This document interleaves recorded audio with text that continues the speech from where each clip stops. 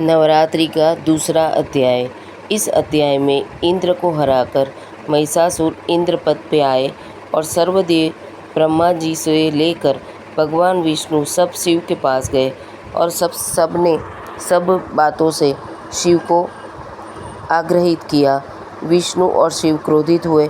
विष्णु शिव ब्रह्मा के मुख में से अद्भुत तेज प्रकट हुआ और वो तेज में दूसरे देवों का तेज समूह मिक्स हो गया और उससे देवी रूप का एक अलग स्वरूप सामने आया। ये देवी आयुध आभूषण और अन्य उपयोगी सामग्री से सज्जित थी। ये देवी शक्तिशाली थी। देवी के अट्टहास्य से आकाश गूंज रहा था, समुद्र कंप रहा था, पृथ्वी हिल रही थी और पर्वत ध्रुज रहे थे, कंपन कर रहे थे। देवी के अट्टहास्य से महिषासुर और उसका सैन्य चौंक उठा। देवी को मारने के लिए अढलक हाथी, घोड़े, रथ और आयुध के साथ सब निकल पड़े। सेनापति चिक्षुर और चामर देवी के साथ युद्ध शुरू किया। युद्ध ने भयंकर रूप लिया। देवी ने अपने वाहन सिंह और गणों की मदद ली। उसके बाद देवी ने देव सिंह और गणों के असुरों के साथ पारावार बड़ी सेना का नाश किया और लोही की नदियां बहने लगी। यहीं पे संक्षिप्त में दूसरा अध्याय समाप्त हुआ। नवरात्रि के तीसरे अध्याय में सेनापति चिक्षुर, चामर और महिषासुर का नाश होने के बाद आगे के अध्याय में हम देखेंगे असुरों की पारावार सेना का नाश किस तरीके से हुआ। सेनापति चिक्षुर देवी के साथ युद्ध में उतरे। आमने सामने शस्त्रों का भयंकर युद्ध चालू हो गया और देवी ने चिक्षुर का नाश किया। उसके बाद सेनापति चामर देवी के साथ युद्ध करने लगे और उनके साथ भी शस्त्रों से भयंकर युद्ध चला। देवी के सिंह ने अपने पंजे के प्रहार से चामर का मस्तक अलग कर दिया। देवी ने बलवान और पराक्रमी ऐसे उद्दत, बिंदीपाल, तामसूत्र, अंधकासुर, उग्रासय, उग्रवीर्य, महाहनु, बिंडाल, दुर्धर, दुर्मुख आदि असुर का संहार किया और आखिर में महिषासुर देवी के सामने युद्ध पे आया। तब वो अपने शरीर का रूप परिवर्तन पुरुष, पाड़ा, महिष, सिंह, हाथी बनकर उसने अलग अलग स्वरूप से माता के साथ युद्ध किया और देवी के साथ उग्रपन से लड़ा। आखिर में देवी ने उसका भी नाश किया और महिषासुर के नाश से देव खूब आनंदित हुए। यहाँ पे तीसरा अध्याय समाप्त होता है नवरात्रि का। ओम शिव शक्ति। नवरात्रि का चतुर्थ अध्याय शॉर्ट में मैं बोलना चाहूँगी।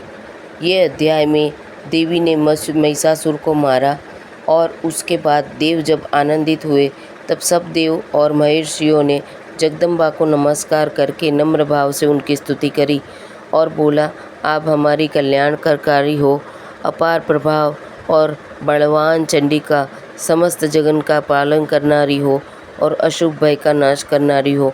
आप लक्ष्मी रूप, दरिद्र रूप, बुद्धि रूप, श्रद्धा रूप, लज्जा रूप, वसेल दुर्गा देवी को हम सब नमस्कार करते हैं। आप समस्त जगत का पालन करो।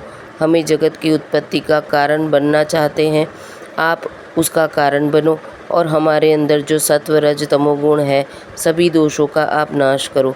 आप सर्व के आश्रय रूप हो, आप स्वाहा हो, आप स्वधा हो, आप मोक्ष प्राप्ति का साधन हो। हे माँ भगवती, आप पराविद्या हो, आप शब्द स्वरूपा हो, आप तीन वेद हो, उत्पत्ति पालन आजीविका रूप हो, आप मेघा बुद्धि हो, आप दुर्गा लक्ष्मी गौरी हो। आपका मुख चंद्र बीम समान है। आपका मुख देखकर महिषासुर ने प्राणों का त्याग क्यों नहीं किया और यमराज के दर्शन होने के बाद कौन इतना जीवित रह सकता है, ऐसा सोच के भी हम घबरा जाते हैं।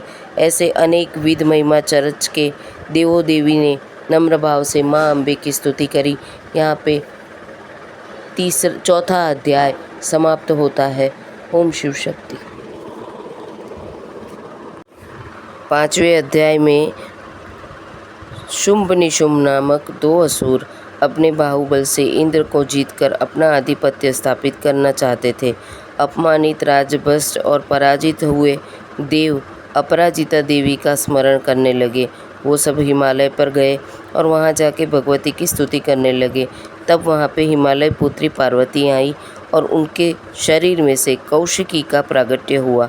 शुंभ निशुंभ नामक सेवक ने उनको देख के शुंभ निशुंभ के पास जाकर उनके रूप के बहुत बखान किए और उनको प्राप्त करने के लिए प्रयास करने को बोला।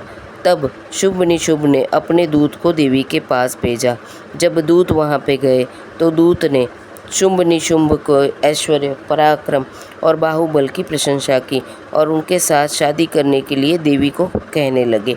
तब देवी ने कहा, अगर वो मुझे जीत के मुझे खुश करते हैं तो मैं उनको वरूंगी और उनको स्वामित्व प्राप्त करवा के खुश कर दूंगी और वो मुझे पा सकेंगे।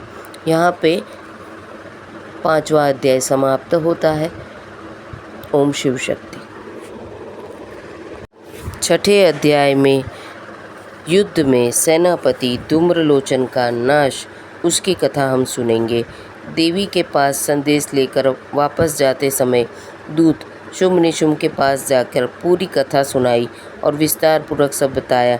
तब शुंभ निशुंभ ने अपने सेनापति धूम्रलोचन की बड़ी सेना के साथ उनके साथ युद्ध करने के लिए निकल पड़े। तब हिमालय पर आकर मानभेर निशुंभ के पास आने को बोला गया। तब देवी ने कहा कि मैं नहीं आऊँगी, मुझसे युद्ध करो। तब वहाँ के दूतों ने बोला, अगर आप नहीं आएंगे तो हम आपको बलपूर्वक ले जाएंगे। देवी ने उनकी बात नहीं सुनी। तब क्रोध में आकर वो सब देवी के सामने गुस्सा करने लगे और उनको डराने लगे। तब देवी ने अग्नि ज्वाला और सिर्फ हुंकार मात्र से धूम्रलोचन को भस्म कर दिया और फिर देवी सैन्य के साथ वहाँ पे टूट पड़ी।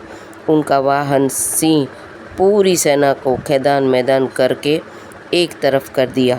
ये बातों की जानकारी जब शुंभ निशुंभ को पता चली तो उन्होंने चंडमुंड को अढलक सेना के साथ देवी के साथ युद्ध करने को भेजा। ये है 6ठा अध्याय। ओम शिव शक्ति।